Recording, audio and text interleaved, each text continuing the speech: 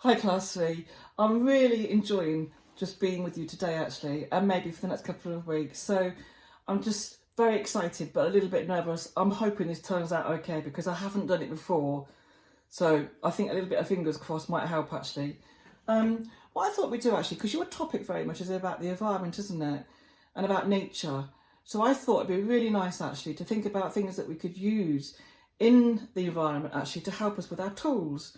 And one of the things I came up with was, well, we don't all have brushes actually, do we? At home, paintbrushes.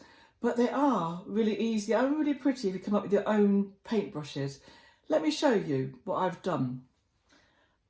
I've been collecting flowers from the garden or from the wild, and I thought we could use some of these as brushes. And they're rather nice to keep afterwards actually as well. And I've collected different kinds, and I'll show you what I'm going to do with them. I've actually made brushes. Some of them are just leaves, some of them are flowers, but I've put them together. I've just collected a few sticks, just like this, about the size, probably slightly bigger than a paintbrush stick, but quite, not too thin actually, because you've got to be able to attach the flowers to them. So any kind of stick. I found these outside in the garden. The wind's been blowing quite a lot, and I've got quite a lot of sticks actually in the garden. So I collected a few sticks. I made sure they were around about the right size. Collected a few flowers. And I've actually used elastic you can use string, you can use anything at all actually, to attach them to your flowers or leaves to the stick. I've used elastic bands, which were actually pretty tricky. You might need somebody to give you a hand with that. Maybe the adult can give you a hand if you do find it a bit tricky. So I've got, these are actually weeds, but I found them, I really like them. We'll call them wildflowers, shall we? And for the garden, I got some hydrangea. I found these in the wild as well. They're really pretty. And these leaves as well. I think they're actually a herb because they smell really nice. And I've attached them all with elastic bands.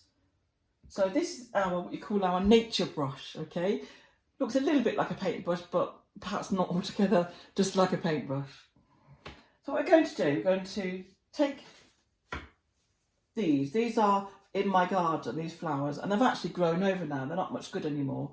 And I'm going to attach these, put them all together like a bunch of flowers. You can put a bunch of flowers together.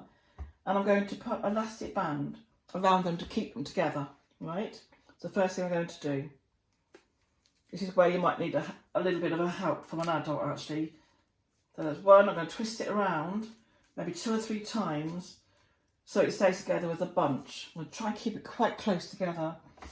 And then I'm going to take another elastic band and I'm going to attach it to the stick to make the paintbrush. Like that. And this is where it gets really tricky actually. I need a slightly big elastic band, but I'm going to try and twist it round the head of the flowers. Goodness me. I know, I've made it very tricky, this one. There we go. And it's actually attached now to the stick. Bit of a messy job, that's why I'm using a cloth on the table. But that's another one I've done, you see. So there's our different kind of nature sticks. That's the easy part, okay? Because what we're going to do next is one of my favourite activities actually. I love drawing trees. And those people that are in Sketch Club over the years have seen how I really enjoy liking sketching trees. I'm going to show you how to do that. I've got a clipboard here, so hopefully you can see what I'm doing. I'm going to do this in black. You can either get a template from your teacher, from your mummy or daddy, from the computer, and that's a template underneath actually, or you can draw your own tree. This is entirely up to you what you do. I'm going to draw my own tree because I really love drawing trees. If you do draw your tree, make sure it's not a stick tree, that it does have curves and creases and bumps, okay? Usually a tree starts thick at the bottom, the trunk starts thicker, and it starts to go narrower as it goes up the trunk, and then we branch out both sides of that tree. And this is where you have to remember that a tree branches in different directions. All the branches grow off of each other. Can you see what I'm doing?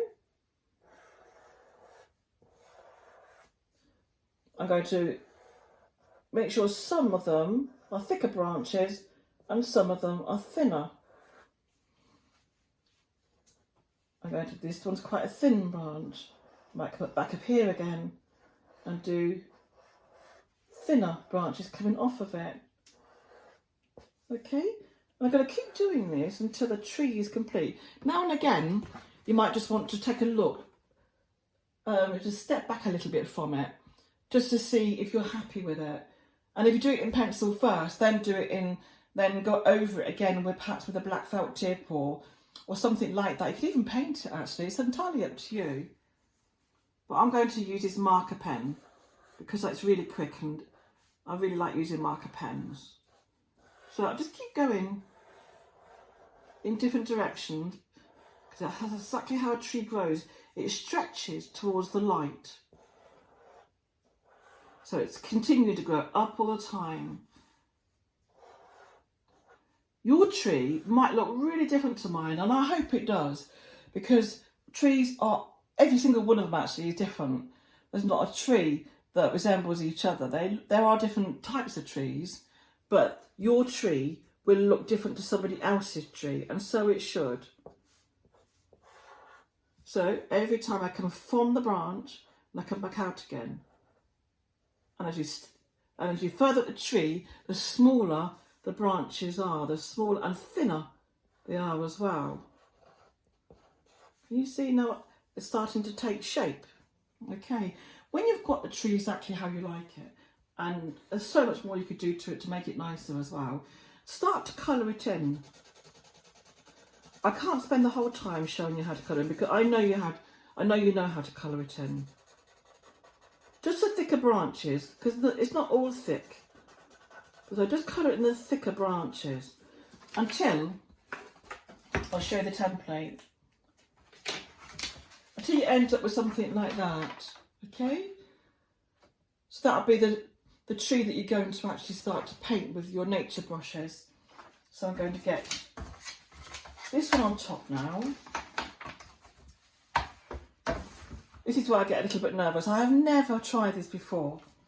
I've mixed some red and white and blue. So I thought about purples and reds and pinks, but gosh, we'll see. I might even change it as we go along. So you get a few different colours on a plate or something you can put your paint on. Don't mix it in completely, because otherwise that'll be just one colour that you're doing. I don't want you to just do one colour. I want you to have different colours. So I've just done swirls, okay? You can see white, you can see blue. I mix in a little bit with the red and the white, and you can see red as well. Let's see what happens when we use our nature brushes now. This is the hydrangea one, right? I'm going to dip this in. Gosh, here we go. So I've got paint on the ends. Let's see what happens when I very gently, wow, I might change it to purple. Stunning, isn't it, actually? It's really pretty, it's really effective. So I'm going to change my brush now. That's quite a successful brush. It's all about trying different brushes really and see what works better. These have got tiny, tiny little flowery heads on. So I wonder what effect I will get when I try this one. Well, these are produced, look, if I do it to the bottom you can see. Really beautiful, aren't they? So that's really one that I would definitely recommend. Probably the smaller the head, maybe the better actually.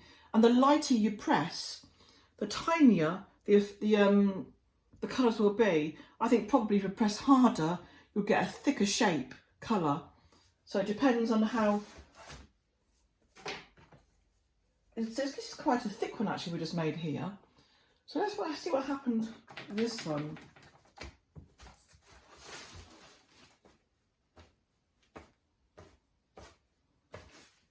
I quite like that as well actually, and that works really well.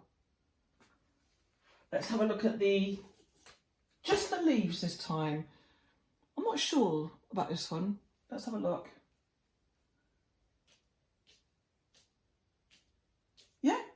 actually doesn't work quite as well because it's, as you can probably see, it's too flimsy. So you can't actually press down too hard. So maybe that's a lesson. Wherever you collect, it has to be quite firm. It doesn't have to be completely firm. It doesn't have to be really solid, but maybe not quite as flimsy as this one. And really, that's how it is. I mean, you can carry on. I wouldn't put too much on your tree, but just make it as beautiful as you can. You might even want to create a different tree, different colour tree. You might want to create a much wider tree, which would look really nice actually, putting some colours at the bottom as well.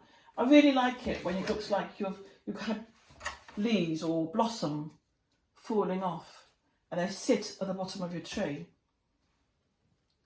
Well, class 3, I hope you have fun doing this. I've had fun showing you. Perhaps at the end, when you've got all your lovely flowers and your wildflowers and your leaves, after they've dried out, you might want to say, Mum, I bought you a nice bunch of flowers. Bye, class 3. Have fun. Bye.